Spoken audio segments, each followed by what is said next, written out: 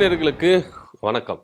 தேர்தல் பிறகு கருத்து கணிப்புகள் ரொம்ப அதிரடியை கிளப்பின்னு இருக்கு. இதுல வெளிப்புறத்துல எடப்பாடி பழனிசாமி தன்னுடைய தொண்டர்களை அமைதிப்படுத்தினாலும் சமாதானப்படுத்தினாலும் தேர்தல் கருத்து கணிப்பை பத்தி யார கவலைப்படாதீங்கப்பா, கருத்து கணிப்பு படி எல்லாம் நடந்திருக்கா தமிழ்நாட்டுல இல்ல, இங்க திமுக ஆட்சி அமைக்கும் சொல்லுவாங்க, அம்மா ஆட்சி அமைச்சிருக்காங்க, அம்மா ஆட்சி அமைக்கும் சொல்லியிருப்பாங்க, திமுக ஆட்சி அமைச்சிருக்கு. சோ தேர்தல் கருத்து கணிப்பு, முந்தைய கருத்து கணிப்பு, பிந்தைய கருத்து கணிப்புன்றதெல்லாம் பாத்தீங்கன்னா ஒரு புருடா, அதெல்லாம் யாரை நம்பாதீங்க, அது மாதிரிலாம் நடக்காது. தாவேக்கா ஜெயிச்சிரும், நம்மளுக்கு பெரும்பான்மை கிடைக்காது, திமுக 2வது இடத்து வந்துடும், அப்படியெல்லாம் நீங்க எதுவுமே சொல்லி எதுவுமே நம்பாதீங்க.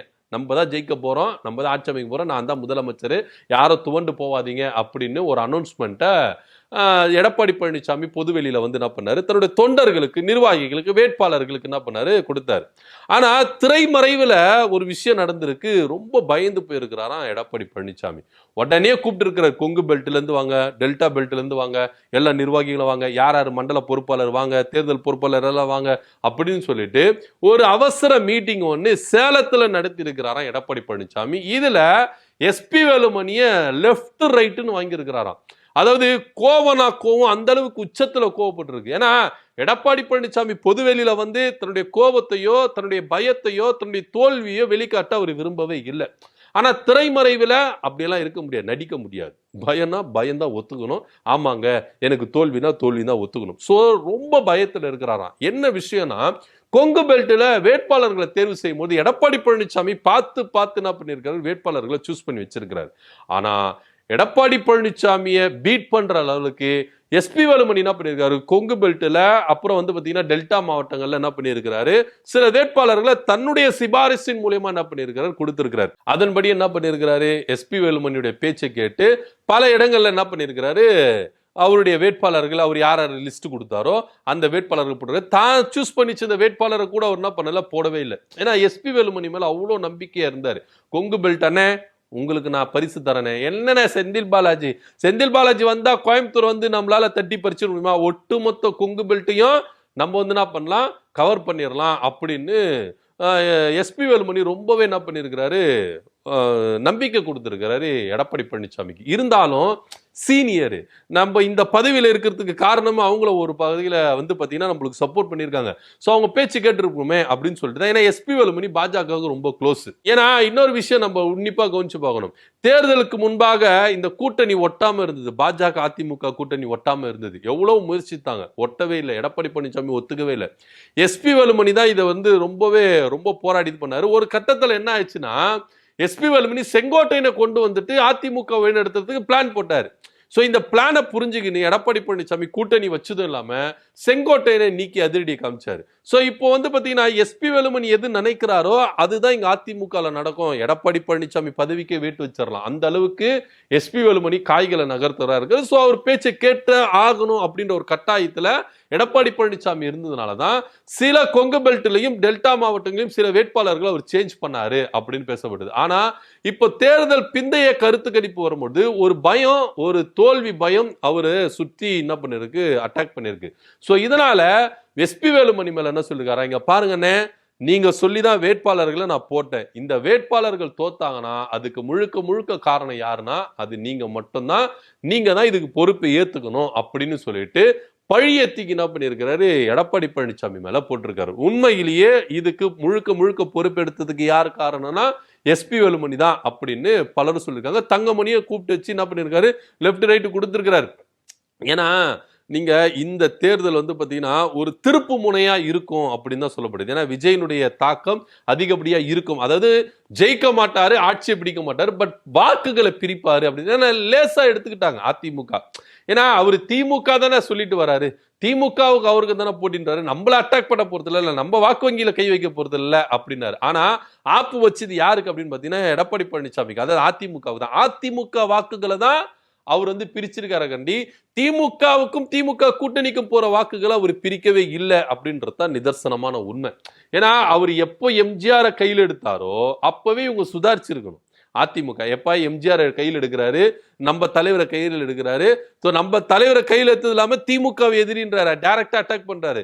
ஸோ நம்ம தலைவர் பாணியிலேயே வராருப்பா. எப்படி எம்ஜிஆர் திமுக அப்படின்னு சொல்லிட்டு வந்தாங்களோ, ஜெயலலிதா எப்படி திமுக அப்படின்னு சொல்லிட்டு வந்தாங்களோ, இதே பாணியில தான் இவரு வராரு.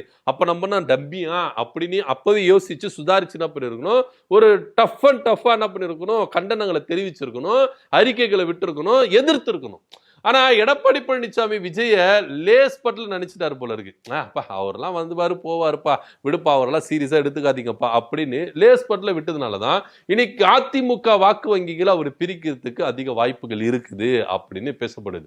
சோ சுற்றி வளைச்சு பார்க்கும்பொழுது இப்ப எடப்பாடி பழனிசாமி எஸ்பி வேலுமணியை கையை கட்டியிருக்கிறாரு. இந்த இடத்துல, அதாவது கொங்கு பெல்ட்ல டெல்டா மாவட்டங்கள்ல நம்ம தோத்தனா நீங்க சூஸ் பண்ண வேட்பாளர்கள், அதுக்கு நீங்க மட்டும்தான் பொறுப்பு, நான் பொறுப்பு எடுத்துக்க மாட்டேன் அப்படின்னு சொல்லிட்டு இப்பவே என்ன பண்ணிட்டாரு, கையை கழுவி பழியை தூக்கி எஸ்பி வேலுமணி மேல போட்டார்.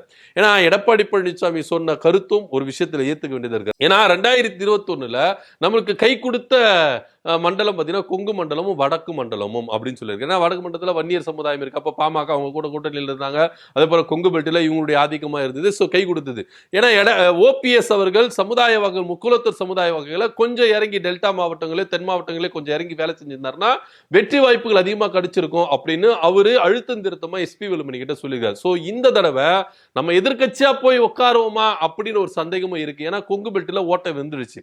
ஏன்னா நாடாளுமன்ற தேர்தலே அவங்க என்ன பண்ணிட்டாங்க, தொகுதி வாரியா, அது சட்டமன்ற தொகுதி வாரியா டேட்டா அனலைஸ் எடுத்து பார்க்கும்பொழுது எடப்பாடி பழனிசாமிக்கு பல இடத்துல டெபாசிட் இழந்திருக்கான வாய்ப்புகள் இருந்திருக்கும் அப்படின்னு சொல்லப்படுது. ஏன்னா நாடாளுமன்ற தேர்தல் வரும்போது ஒரு மாவட்டத்தில் எத்தனை தொகுதியில் இருக்கோ அத்தனை தொகுதிகள் சட்டமன்ற தொகுதியில் சேர்த்து தான் வாக்கு செலுப்பாங்க. ஸோ சட்டமன்ற தொகுதி வாய்ஸா அவங்க என்ன பண்ணியிருக்காங்க, டேட்டா பேஸ் எடுத்து பார்த்துருக்காங்க.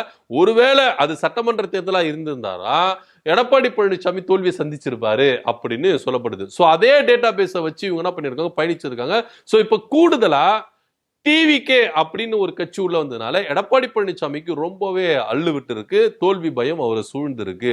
ஸோ இந்த தோல்வி பயத்தை வெளியே காட்டுனா மற்றவங்களுக்கு எஃபெக்ட் ஆகும். அதாவது கட்சியினர் மத்தியிலேயோ வேட்பாளர்கள் மத்தியிலோ தொண்டர்கள் மத்தியிலோ ஒரு எஃபெக்ட் கொடுக்கும் அப்படின்றதுனால தான் வெளியே கருத்து கணிப்பை பத்தி யாருமே தப்பா நினைக்காதீங்க, இதை பத்தி யாரும் பெருசா எடுத்துக்காதீங்க, கருத்து கணிப்புகளை சும்மா காட்டிக்கும் அப்படின்னு சொல்லிட்டு என்ன பண்ணிருக்காரு, தன்னுடைய நிர்வாகிகளை ஆசுவாசப்படுத்தியிருக்காரு. ஆனா உண்மையிலேயே எடப்பாடி பழனிசாமிக்கு ஒரு அடி வயிற்றுல புளியை கரிச்சிருக்கு. இந்த தேர்தலில் நம்ம எதிர்கட்சியா உட்காருவோமா அப்படின்ற ஒரு சந்தேகம் வந்திருக்கு. ஸோ அதனால எஸ்பி வேலுமணி, அதாவது கொங்கு பெல்ட்டில் இருக்கிற தலைவர்கள் எல்லாரையும் கூப்பிட்டு என்ன பண்ணிருக்காரு, லெஃப்ட் ரைட் வாங்கியிருக்காரு. எஸ்பி வேலுமணி மேலே பழிய போட்டார். நாளை பின்ன தோத்தா நான் பொறுப்பு இல்லப்பா, ஒவ்வொரு மாவட்டத்திலிருந்து நீங்க தான் கொடுத்தீங்க வேட்பாளர்களை, நீங்க தான் சூஸ் பண்ணீங்க, நான் சூஸ் பண்ண வேட்பாளரை கூட போட வேண்டாம் அப்படின்னு நீங்க தான் சிபாரிசு பண்ணீங்க. ஸோ இப்போ நீங்க கொடுத்த என்னாச்சு, உங்கெல்லாம் பொறுப்பு, நீங்க தான் பொறுப்பு எடுத்துக்கணும் அப்படின்னு சொல்லிட்டு அவங்க மேல பழிய போட்டு இவர் எஸ்கேப் ஆயிடலாம்ல. ஸோ இப்பவே என்ன பண்ணிட்டாரு, எஸ்பி வேலுமணியும் பழி போட்டாரு. எஸ்பி வேலுமணி அண்ணே கவலைப்படாதீங்கண்ணே, நம்ம தானே ஜெயிக்க போறோம் அப்படின்னு சொல்லிட்டு கான்பிடண்டா சொல்லாம சந்தேகமா சொல்லியிருக்கிறாரு. ஸோ இங்க ஒரு பிளவுகள் ஏற்படுறதுக்கான வாய்ப்புகள் இருக்கு. தேர்தலுக்கு பிறகு இவங்களுக்குள்ள ஒரு பிளவுகள் ஏற்படுறதுக்கான வாய்ப்புகள் இருக்குது அப்படின்னு தான் பார்க்க வேண்டியதா இருக்குது. ஒட்டுமொத்தமா இங்க எடப்பாடி பழனிசாமி தோக்குறார், கொங்கு பெல்ட் அவர் கையை விட்டு போகுது அப்படின்னு தான் பார்க்க வேண்டிய ஒரு விஷயமா இருக்குது. இதை பத்தியோட கருத்து என்ன அப்படின்னு கீழே கமெண்ட் பண்ணுங்க. நன்றி, வணக்கம்.